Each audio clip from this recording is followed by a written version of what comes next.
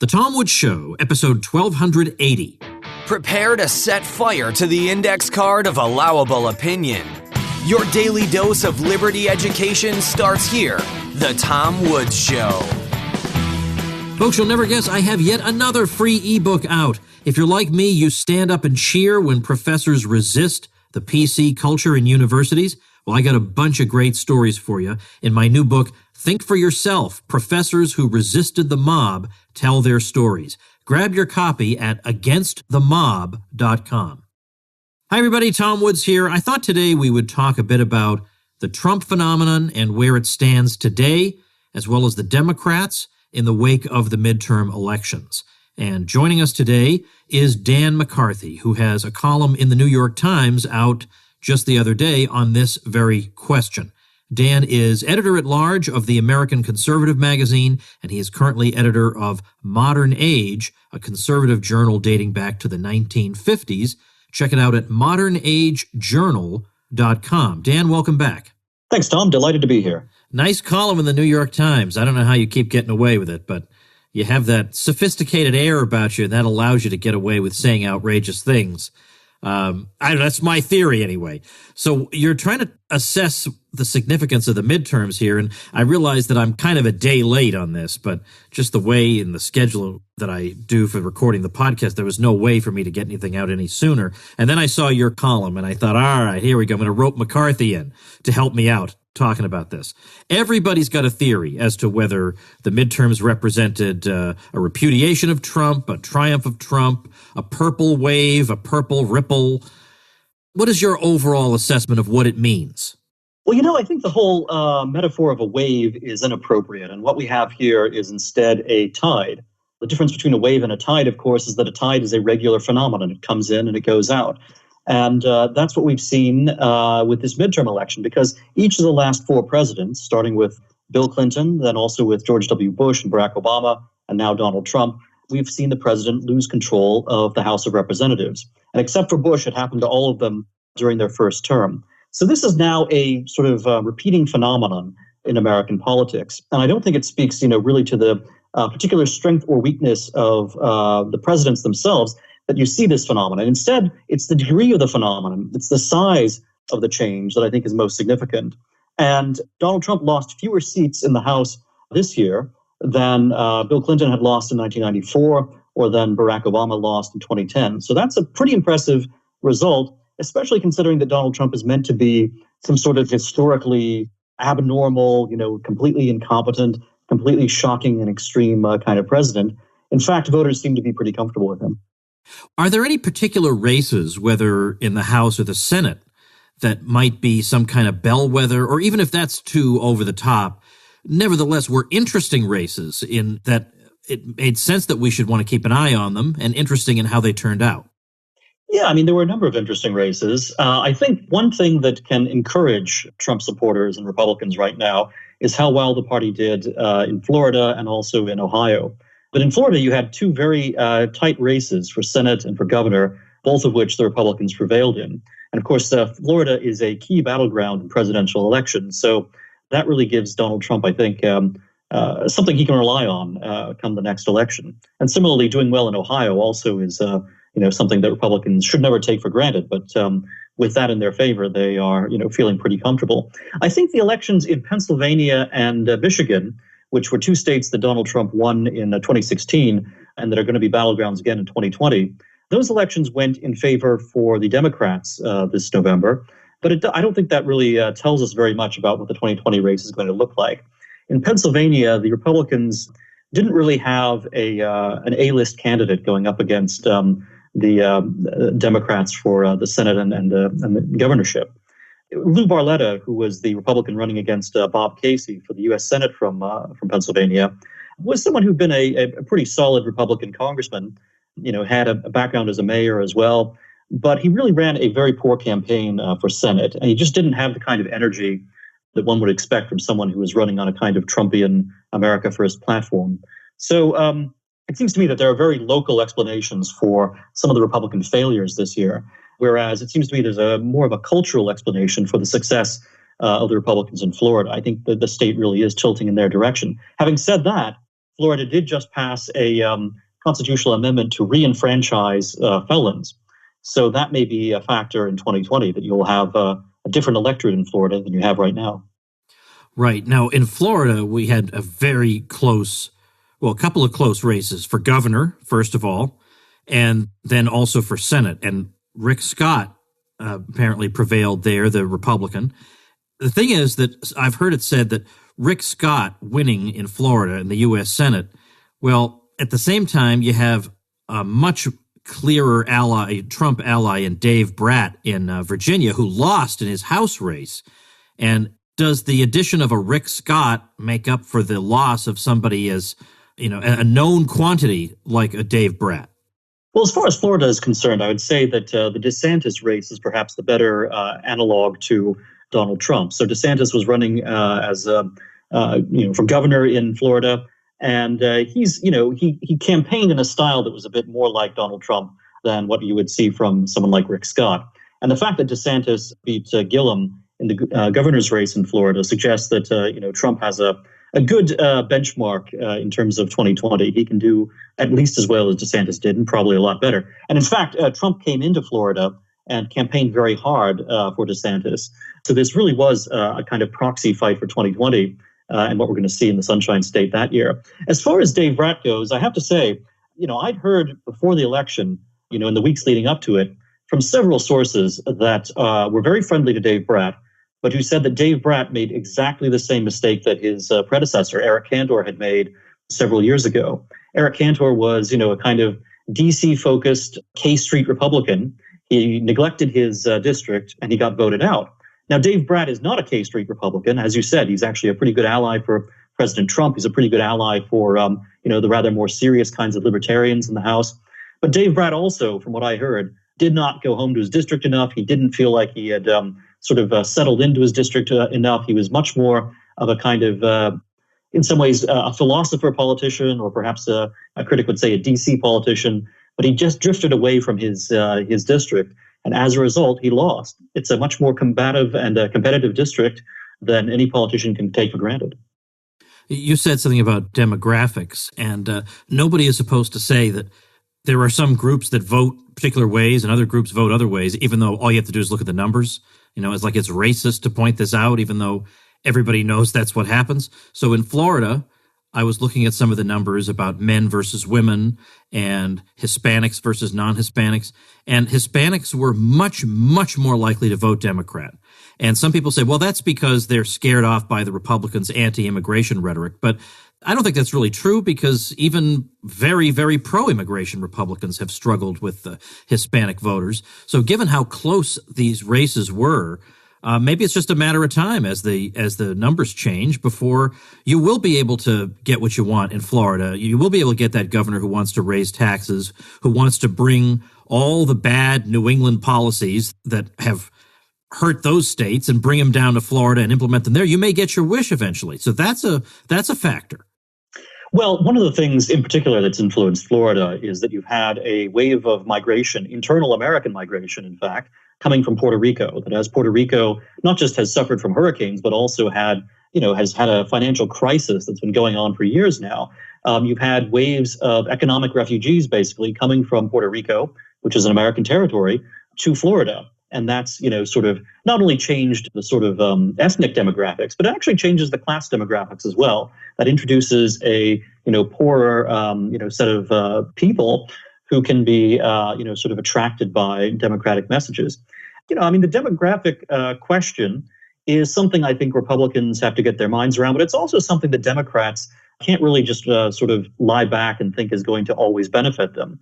You can look at a country as diverse as Brazil, for example, and what's just happened in the Brazilian election? Well, you've had actually a very right-wing candidate, Bolsonaro, get elected.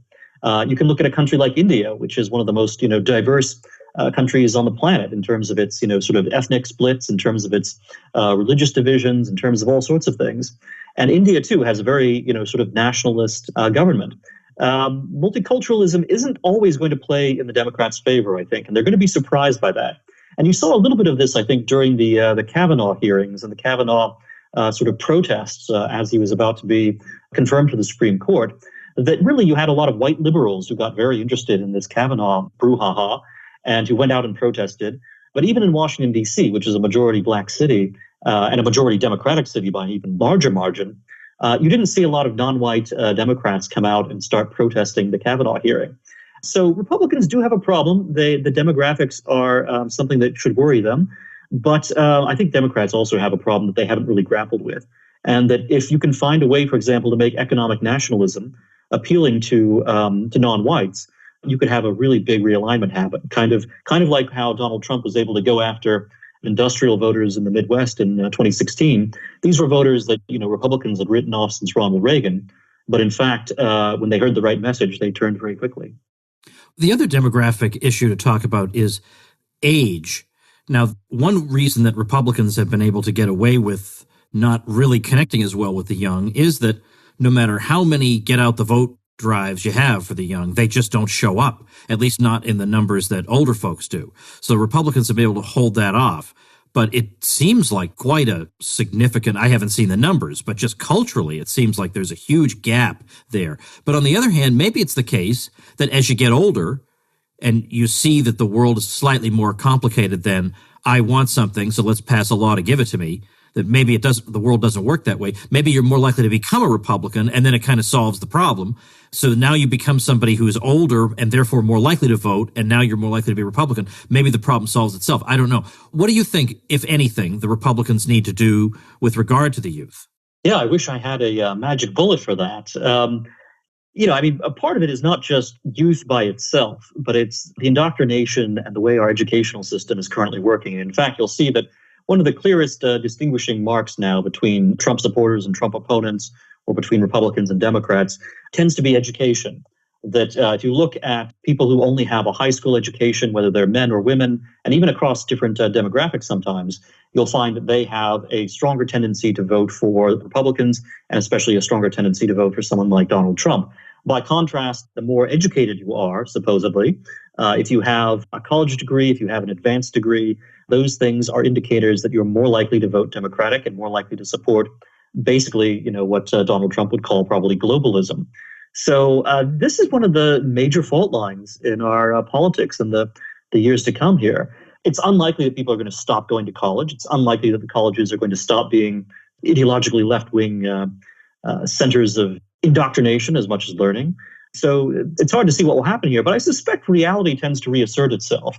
That's one of the things that the communists kind of learned to their chagrin, is that you can have these experiments against reality for some time. You can have a fake economy. You can have, fake legitimacy in your elections and so forth. But ultimately, that falsehood, that sense of disconnection from reality, comes crashing down. And I suspect what will happen is that even though you will see some gains for the left from some of this miseducation, in the long run, the education that real life itself provides is going to reassert itself and change things back. Dan, just a quick sponsored message. I'm sure the two of us are the same in that we both have many, many more books we'd like to get to than we could ever possibly read. And for every one we finish, we've got 4 more in mind. Well, the way to handle this is with an amazing app called Blinkist.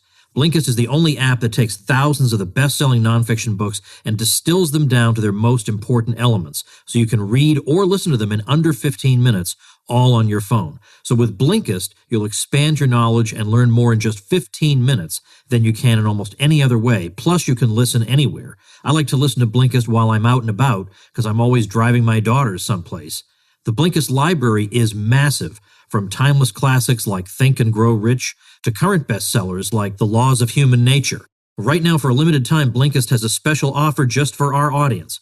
Go to Blinkist.com/woods to start your free 7-day trial. That's Blinkist, spelled Blinkist, Blinkist.com/woods to start your free 7-day trial. You can cancel at any time.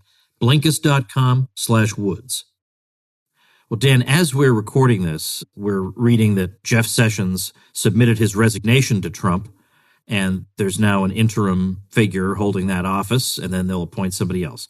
What do you think it is exactly? And I suppose you probably don't need a crystal ball here, but what is Trump looking for in an attorney general? I don't understand when it comes to Sessions what he thought he was going to get with Sessions. I think Sessions pretty much did what I would have predicted Sessions would do. So what does Trump want here? Well, I agree with you there. I think that Donald Trump is simply frustrated that a fabricated investigation of, imaginary Russia connections based on opposition research, right, that was commissioned by the Democrats for the 2016 election, and where they got this, sort of mercenary ex-spy to come up with these very dubious stories about Trump connections to Russia and, things involving hookers and, hotels in Moscow and so forth. I think Donald Trump is just so angry about all of that he really wants, his Justice Department to be able to make that whole thing go away.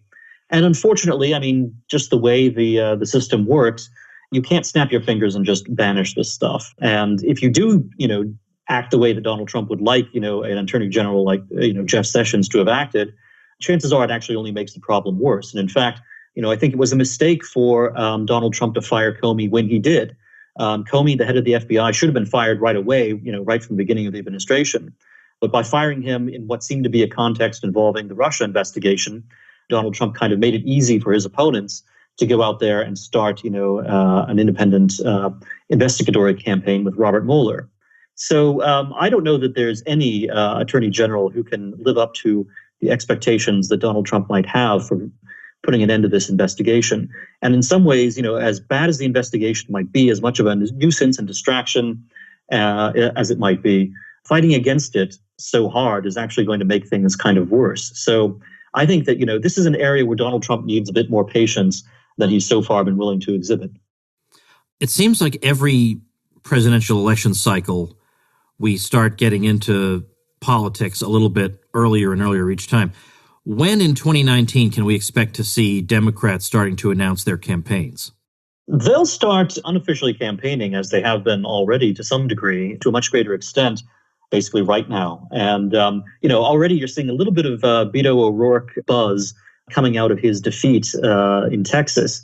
I think that is significant, by the way. O'Rourke, even though he was beaten by Ted Cruz, he actually came pretty close. And while I think he's not a very plausible candidate for 2020, I can see why the buzz has developed and why it seems like if someone like him can do fairly well in Texas, then in other, sort of states that are less Republican than Texas is, you would think that someone like O'Rourke might actually be a very, sort of powerful contender. Now, for a variety of reasons, I think O'Rourke is inexperienced. I think he's a little bit flaky. All those things are going to cut against him. And I think he'll also have trouble with the left wing of the Democratic Party. But certainly he is someone who's very ambitious, and he has a fan club that's going to be eager to promote him. There's a lot of chatter about candidates will be, and it sounds like it's going to be like the last Republican go-round where you had 16 candidates or whatever it was, because there are so many who could potentially throw their hats into the ring. I did read an article recently where some former top people for Bernie Sanders are kind of looking around to other places, thinking that maybe it's time for him to hand down, to bequeath his legacy to somebody and not himself do it, but it's quite possible that he could. There have been rumors about Hillary, and then other people indignantly deny these. Joe Biden is more plausible, as is Michael Bloomberg, given some noise we've heard from him, and given how much money he has, he could stay in that election as long as he likes. Which ones of these names do you think? I mean, I know you mentioned O'Rourke, but what do you think of the ones who will have the staying power, and secondly, that would be the biggest threat to Trump? Well, I think most of the people you've named are not very serious prospects this time. I think Hillary Clinton had her shot and she blew it. I don't see the Democrats deciding they want to lose with her again. Right. Me either. That's why I just cannot get over all these articles where they're trying to pick up on a hint here and there in something she said. I just can't believe. I feel like there would be a revolt among some Democrats. I mean, of course, they hate Trump, so they would probably vote for anybody. But still, short of in the primary season, I feel like there'd be a revolt. Oh, there absolutely would be. And, if she were somehow to win the Democratic nomination, I don't think the Democrats could reasonably expect her to be able to beat Donald Trump. I think it would be, it's just, I think, a very unlikely scenario, as is, sort of the idea of resuscitating the political career of John Kerry, which a few people have suggested. That's also not going to happen. I think Michael Bloomberg is someone who always likes to talk about the idea of running for president. I don't think he could get the Democratic nomination. I don't think they would consider him left-wing enough. And if he ran as an independent, he would actually siphon votes away from the Democratic candidate and make it even more likely that Donald Trump would win. So if he runs, that may actually be a great benefit to Trump. As far as which Democrats do have a pretty good shot at getting their nomination, I think there are really, sort of two or three categories. In one category, you have people like Bernie Sanders and Elizabeth Warren, who are perceived as being economically left-wing, but who may not excite the sort of the minority elements of the Democratic political coalition. They don't have the identity politics appeal of someone like Barack Obama had in 2008. Now, if you put together identity politics plus left-wing economics, I think you actually have a candidate that the Democrats would be very excited about and very eager to have. But there's no one who combines those two worlds. So it seems to me that between Sanders and Elizabeth Warren, Sanders is probably the one with the more intense, sort of real support within the Democratic Party. I think Warren is a candidate that is often talked up as someone who should be a plausible Democrat, but really isn't. I think that there are some Democrats, some people on the left who would look skeptically at her foreign policy, for example, who would even look skeptically at some of her economic policies. She's a former Harvard professor. She lied about her ethnic background. I think she's just a kind of a silly candidate. Yeah, and in fact, can I just jump in here for a second, because I think the conventional wisdom about this really is true, that whole question of her ancestry really did blow up in her face. The media tried to cover for her for the first 24 hours or so. You saw all these favorable headlines, and then all of a sudden they realized, now this boat is too leaky even for us. So they really started to say, boy, this was a big mistake. And the key thing, if I were a Democratic strategist, the key thing for me is that it showed that going toe-to-toe with Trump, she is just made to look like a fool. And if this were to go on month after month after month, he makes her look like a fool, this is not going to end well. That's exactly right. And if you think about this midterm election, the Democrats took the House. The Democrats can point to, pretty good numbers in terms of the, meaningless but symbolic popular vote for the Senate and for the House. And they can look at these things and say, okay, this means that we're going to be in pretty good shape for 2020. But the thing is, in a midterm election for Congress and for state level offices, it's very easy to run against a president in the abstract. And that's one reason why I think we see a kind of tide instead of a wave of the House changing hands under each of the last four presidents. It's very easy to run against a president who's identified with a particular ideological viewpoint in the abstract. It gets a lot harder when you have to actually run against that person concretely, and you have to field a candidate of your own with real human weaknesses and real ideological weaknesses as well in competition against the president that you were able to successfully campaign against in congressional elections. So, Elizabeth Warren is clearly not someone who's cut out for battle with Donald Trump. I think Bernie Sanders actually in a weird way might be. Sanders, like Ron Paul, is sort of so focused. He knows his own school of thought. He knows his own philosophy so strongly, and he's so dedicated to it that I think he would actually be able to have the thick skin necessary to take on Donald Trump. So I think Sanders, if he could somehow get the Democratic nomination, which I think is unlikely because moderates and some of the identity politics people will be against him, but if he could actually get the nomination, I think he'd be a surprisingly formidable candidate in November. Now, on the other side of the Democratic Party, you have people who seem like they ought to be, sort of exciting for purposes of identity politics. You have Kamala Harris, for example, and you have Cory Booker from New Jersey. But both of them, I think, have liabilities when it comes to the economic left, because both of them are seen as being very pro-corporate, pro-business, sort of pro-Wall Street Democrats. And I also think that, a guy from New Jersey, a woman from California, they might have some difficulty appealing to Michigan. They might have some difficulty appealing to the swing states that are going to matter in 2020. So it seems to me that wing of the party, just like the economically left-wing side of the party, has some intrinsic problems that are going to be very difficult to overcome in 2020. Let me ask you one more thing about Trump's temperament here, because that's something that's also been raised in some analyses of the midterms, because they say the midterms are a referendum on Trump and his first 2 years. But you can't separate Trump and his accomplishments from Trump and and Trump's identity and who he is and his personality and his Twitter account and all that. And there are a lot of people out there who might be able to be talked into some of his policies on paper. If they were enacted by Mitt Romney or something, they would be more or less willing to go along with them. But some of these folks are professionals, and they feel like in professional circles they can't get away with saying, I support Donald Trump, because people will say, what are you, some kind of you have no manners? They just feel like there's so much baggage because of his temperament. it does turn some people off. But at the same time, as soon as you start talking that way, you're reminded that that temperament brought him into the White House. So I get that. I'm not saying he's got to shut down his Twitter account. I do think that had a good deal to do with why he won. But if he wants to build on that, I don't know. I mean, does he tone it down a bit? He definitely rallies his base, but I mean, I don't know. I mean, what are your thoughts about that? No, I don't think he'll tone it down. I did think, after he won in 2016, that he might then have sort of changed the way he speaks, and then he might have, tried to unify the country a little bit, and then he would have been in a position to do so because, his Republican opponents had been crushed, and the Democrats, would have been totally wrong-footed by Donald Trump, who suddenly sounded conciliatory and suddenly sounded, a bit more like a kind of Ronald Reagan optimist instead of a sort of almost Pat Buchanan style, sort of populist with a pitchfork. And Trump didn't do that. And I'm not entirely sure that Trump was incorrect, with the stance he took. I think he was right to see, and in fact has proved to be even more correct over time, that there were, sort of, what we call the deep state. There were elements, of kind of elite media opinion that were so fundamentally opposed to President Trump that he had to be willing to, sort of attack them head on, or else he just would have been steamrolled. But you're right. I mean, it is there's, an advantage to him in being as combative as he is, but there's also a disadvantage, and it's impossible to separate sort of the good part of that from the bad part. And so, there's sort of a judgment call to be made, both on the part of voters and on the part of the president himself. Where does the sort of balance of virtue lie? Does it lie in, being combative, even if that means that you're, somewhat rude and the people are turned off by that? Or does it lie in, being more civil, perhaps, but then also, at the risk of not confronting, really dedicated enemies the way that they really ought to be confronted?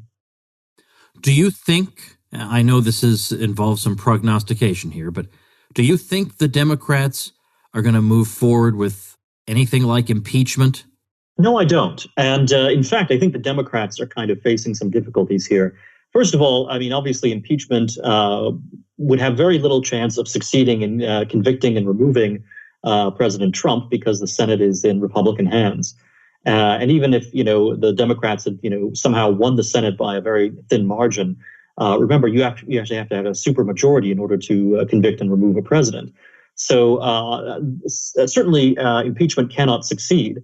Now, the idea of trying to frame articles of impeachment and trying to start some sort of quixotic campaign to impeach Trump, well, you saw a little bit of, sort of desultory Republican efforts to impeach Obama. You saw, a lot of talk about it during the Clinton years, and none of that amounted to much. So you might see some discussion. You might see some congressional committees, toying with the idea of impeachment. But it's all going to be for show. I mean, there's not going to be any real effort.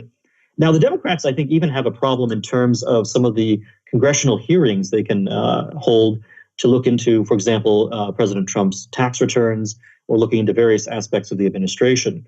Because I think the American people actually have a very limited patience for such sort of congressional tomfoolery.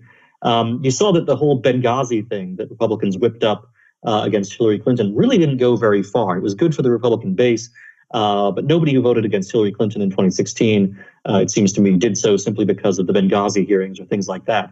It seems to me that if the Democrats hold, incessant hearings into every minute, business transaction or administrative, sort of question that the Trump officials have handled, that the American people are going to get very sick very quickly of Congress's behavior.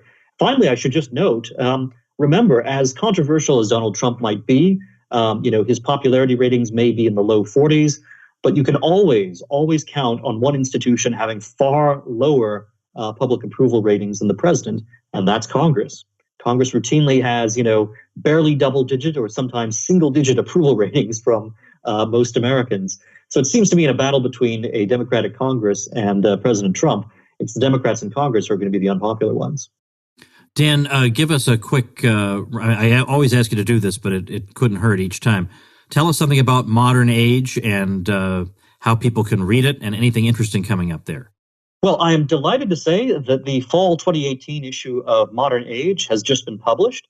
It includes a long essay that I wrote on Samuel Huntington and the Clash of Civilizations, and it kind of looks at populism and nationalism and how those things relate to Huntington's thesis.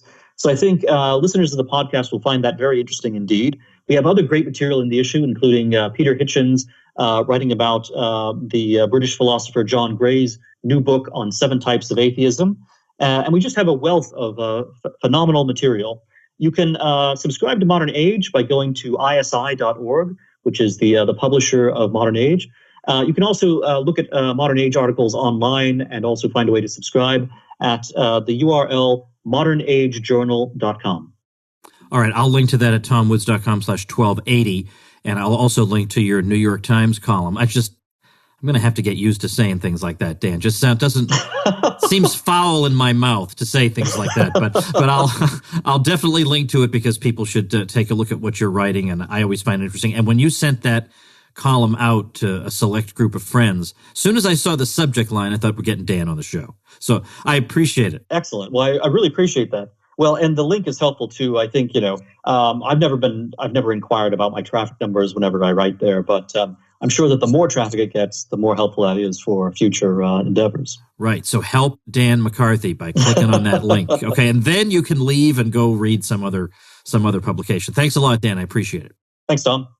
All right, folks. How about this? Hugo Hornshaw is a 14-year-old homeschooler and competition rock climber, and he's got a website that he got the hosting for through my link. So here's his deal.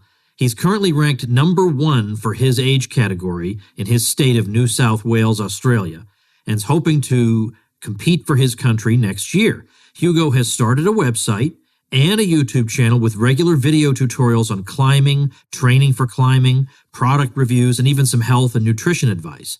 So the website is hugoclimbing.com, and it's very impressive.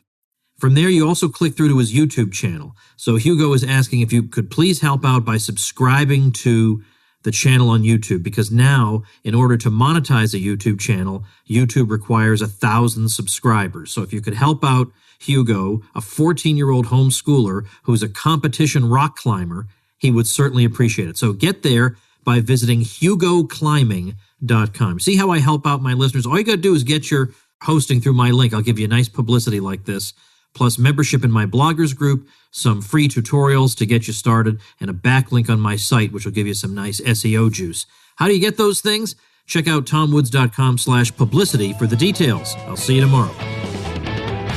Become a smarter libertarian in just 30 minutes a day.